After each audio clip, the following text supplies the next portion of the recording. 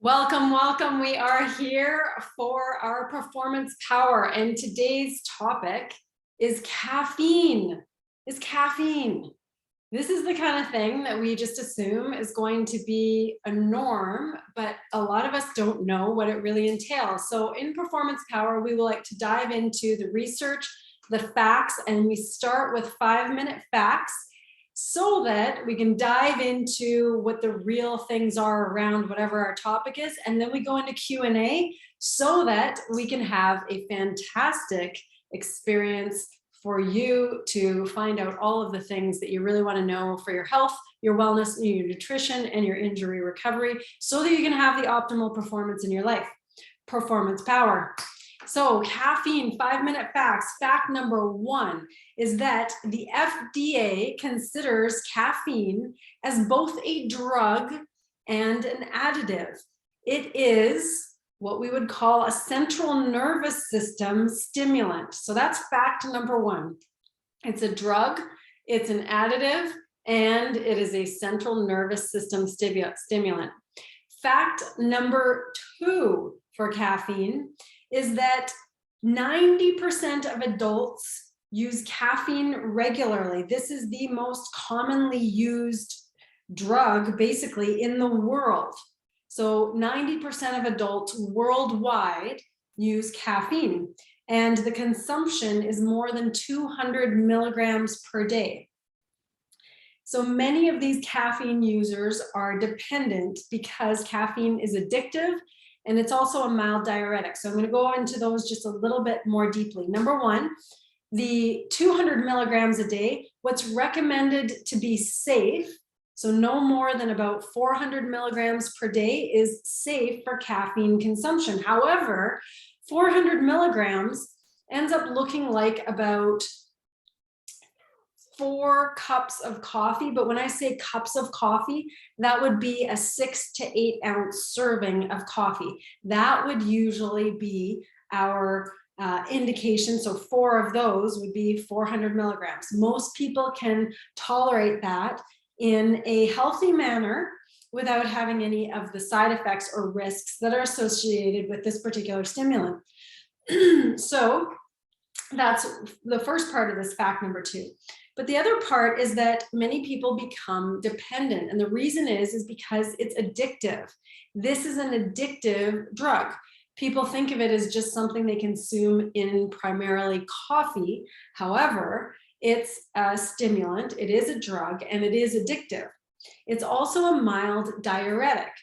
The caffeine affects what's called our ADH. It's our antidiuretic hormone, and it affects that hormone and not allowing us to fully retain the water we ordinarily would. So it's this mild diuretic that can be a little bit dehydrating, not as much as something like alcohol. However, it's good to know that sometimes when you're consuming a lot of caffeine, it's affecting your ability to hydrate the other tissues in your body.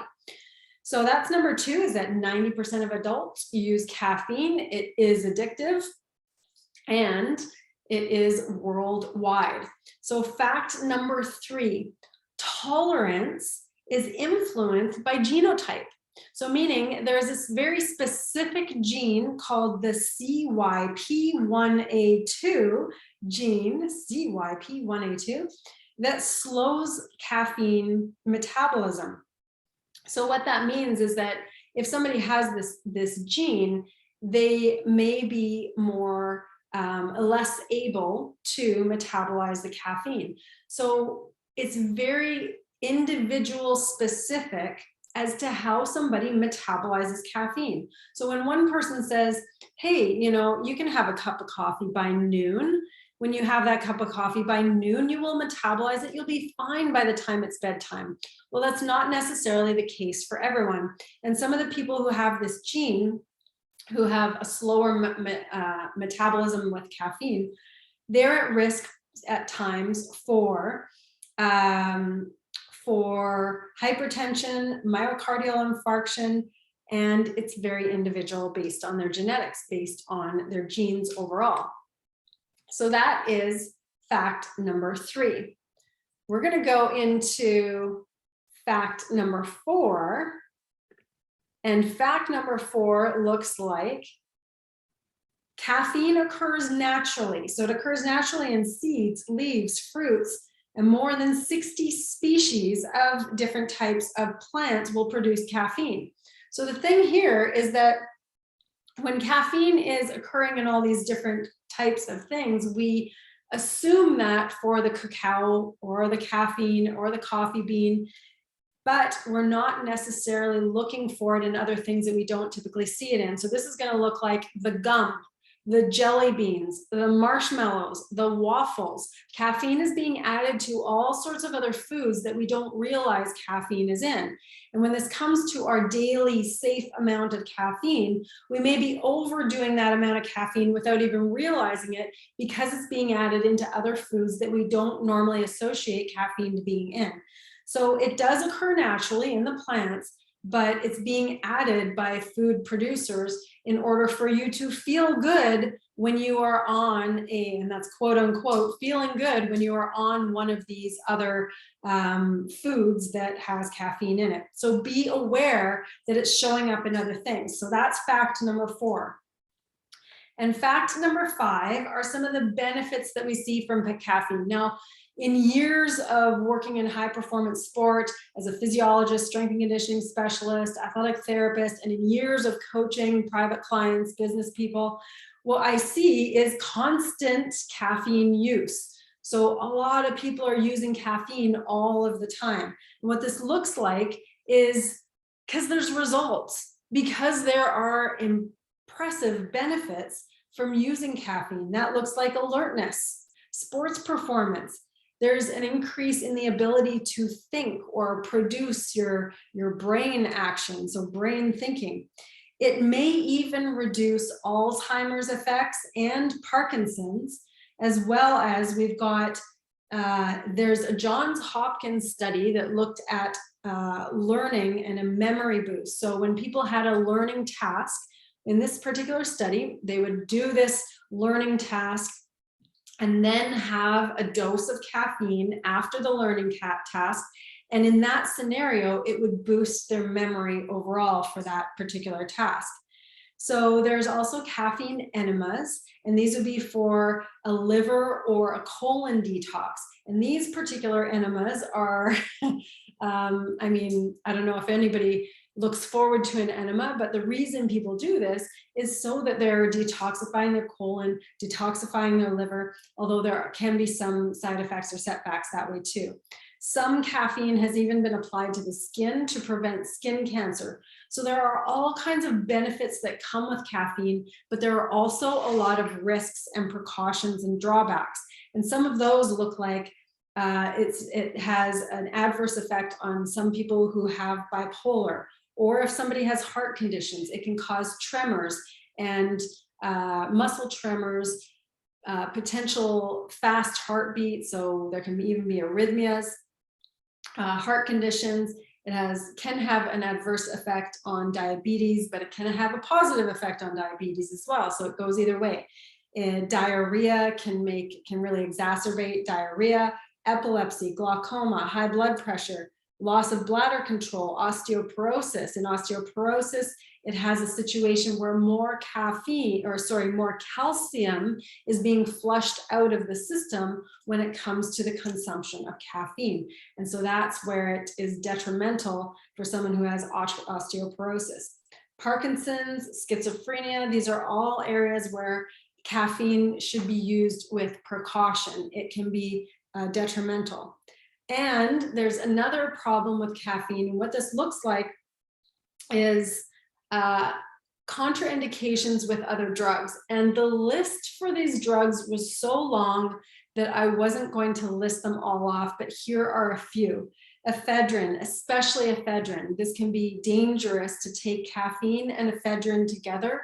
And that's something that is we know about this in sport because ephedrine is a banned substance in sport. Caffeine is not a banned substance at certain doses, but as soon as you go above that dosage, then it becomes a banned substance if it's over a certain amount in sport. So ephedrine, antibiotics. Lots of people end up taking antibiotics. Do they stop consuming coffee? Do they stop consuming caffeine? Often not. So antibiotics, clozapine, cymidine, nicotine, valproate, alcohol, birth control. All of these have an effect, a different effect with caffeine. Now, oftentimes the effect is, it's either these two effects. Either the caffeine causes a lessening of the effect of the particular drug, or the drug slows the metabolism of the caffeine. So if you're taking a drug that you want that effect for, maybe it's an antibiotic or whatever it is, if the caffeine is stopping that effect, then your drug is going to be less efficacious. If the drug is slowing the metabolism of your caffeine, then that means that you might have more of an awake or an alert effect later in the day than you really want to have. So that can be problematic as well. So these things need to be noted because it's so rare that somebody stops taking coffee when they go on to a particular medication. Now, they don't stop taking coffee because most people don't see coffee, caffeinated coffee, as a drug. And that's where some of the problem comes in, because the caffeine actually is a drug. It's not only an addictive drug, but it's a stimulant. So it has to be taken into account with whatever medications or other things that people are taking.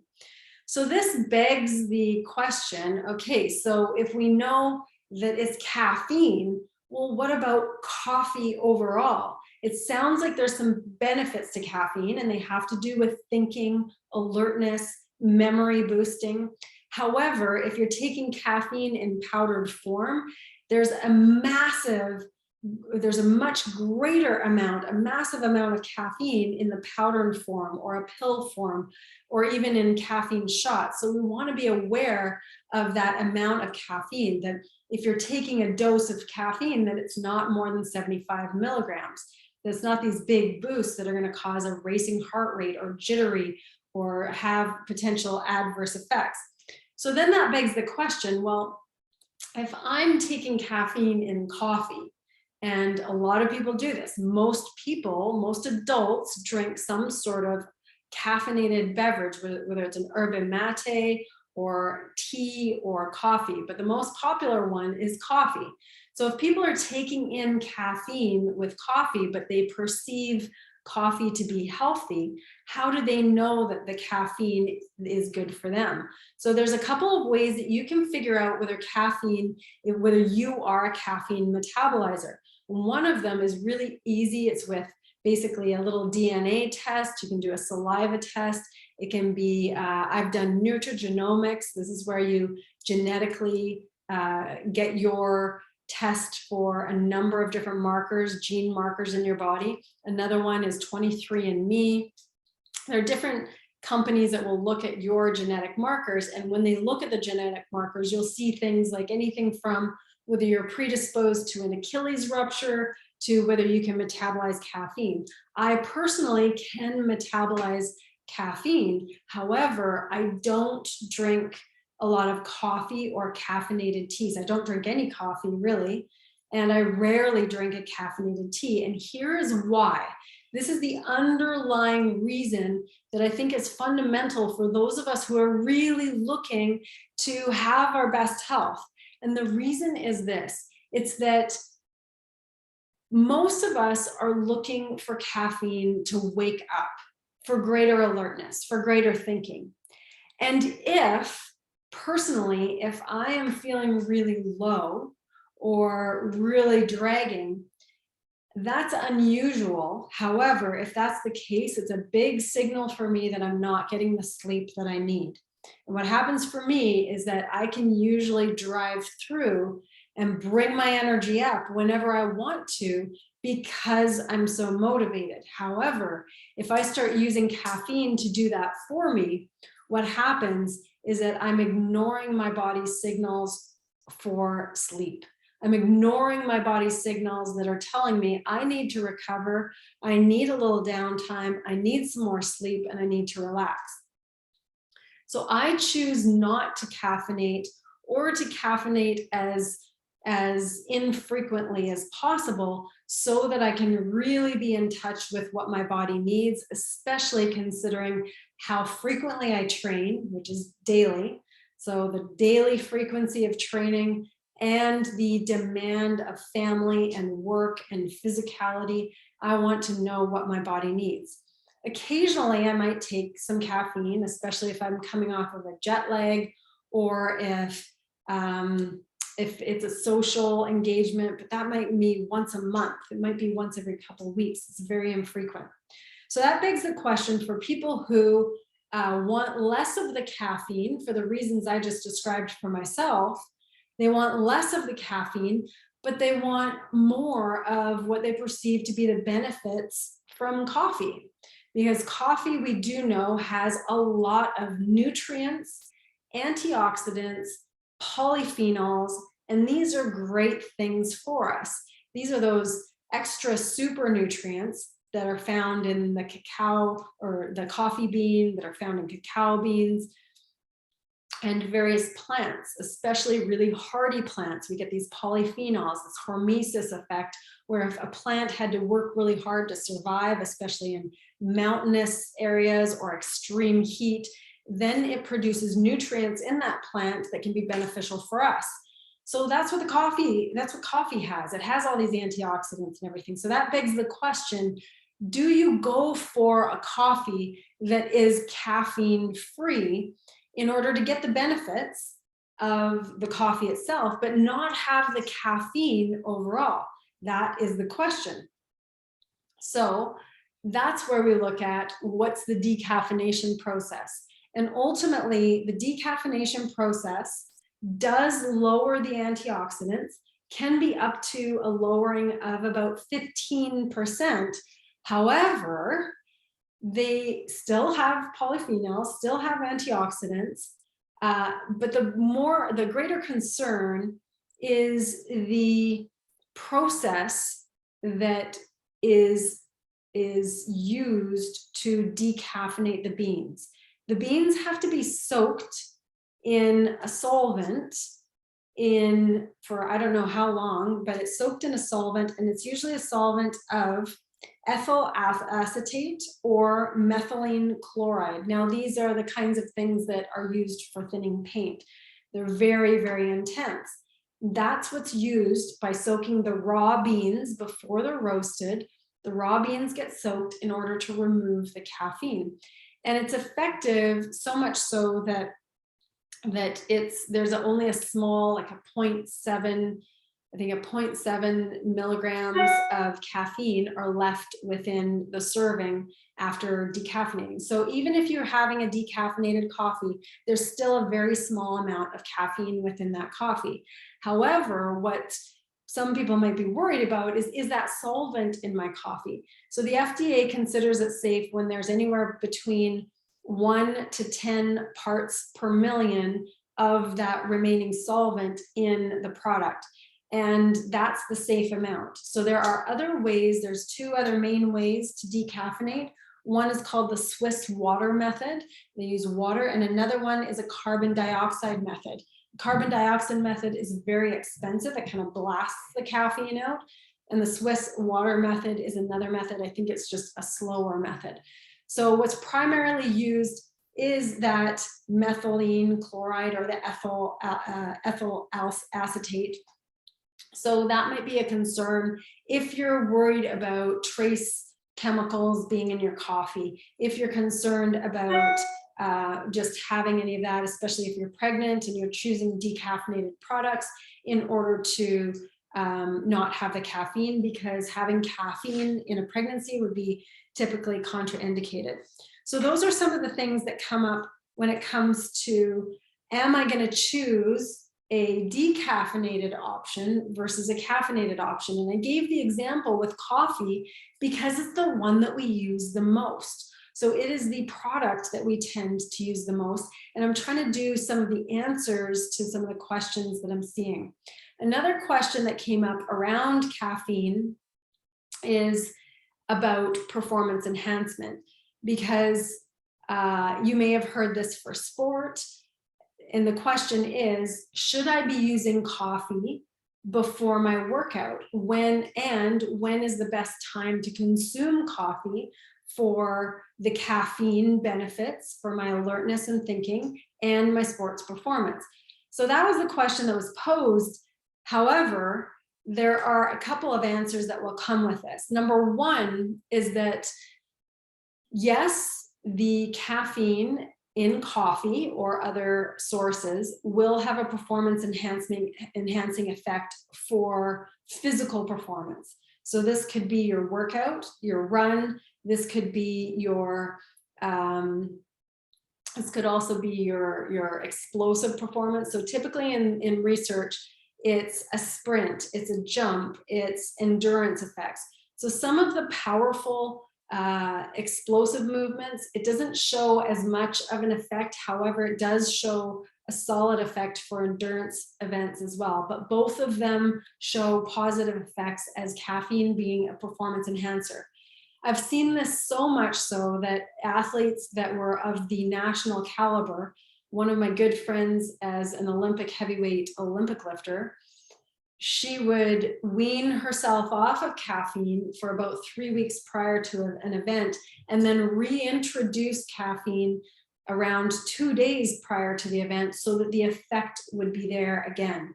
Because as somebody's using caffeine over time, the effect isn't such that you're not getting as much of the effect. What you're getting is just not having the withdrawal.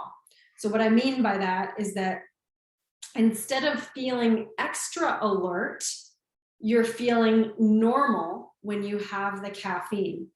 And when you don't have the caffeine, you go into withdrawal, which would be the headaches and such. That's the addiction that happens with caffeine. So if you really want to get the benefits that I described earlier of being able to think better, having greater alertness, those types of benefits, if you really want those benefits, then it looks like having to not be on caffeine all of the time so that you actually have the benefit of it when you do take it. That's how you get the best results out of the caffeine. And that's why she would wean herself off of her normal coffee drinking for several weeks prior, and then start using it again 2 days prior to the event so that she could boost her last couple practices and then really boost her performance in her lift. Now, if you're someone who's not accustomed to using coffee or caffeine, then it's not something you would do pre-race or pre-event for the first time. You have to see how your body responds. The last thing you want is to have it be more of a diuretic effect or stimulate diarrhea or something like that pre-event. So you never try something new prior to your event. This leads me, so I think that addressed that particular part of the question, but it leads me into the next part of the question, which is this: when is the best time to consume caffeine? And the best time overall to consume caffeine is when you are after, it's not quite at wake up time, but it's after you've allowed your body's hormone systems to do what it would normally do at this time of day. And what that looks like, in first thing in the morning, our cortisol goes up, our adrenaline goes up a little bit. These are our stress hormones, but they're for our natural waking. If we've exposed our eyes to natural light, if we've got some exercise and we started to move around, those are the best ways to get our hormonal responses to that time of day operating at peak function. So then the best time to consume your caffeine would look like about an hour and a half after that. So if you've gotten up at 7 a.m. or even 2 or 3 hours after that, if you've gotten up at 7 a.m. and been exposed to some light, gotten some physical activity, then you're looking at a great time to have the coffee would be post all of that. The morning wake up, the walk, the exercise, then having the caffeine around that 9 a.m., maybe 10 a.m. in the morning. That would be the ideal time because you've allowed your hormonal responses to organically take its effect. And then you get the mental boost of alertness from that caffeine you have after. The drawback for you if you're doing the workouts in the morning is that you don't get that performance enhancement pre-workout, but you are honoring your body's system and allowing your hormonal system to really wake and engage your brain and body the way it's meant to, instead of relying on a chemical stimulant to wake and engage your hormonal system. We want it to be activating by light, by movement, by rising in the morning.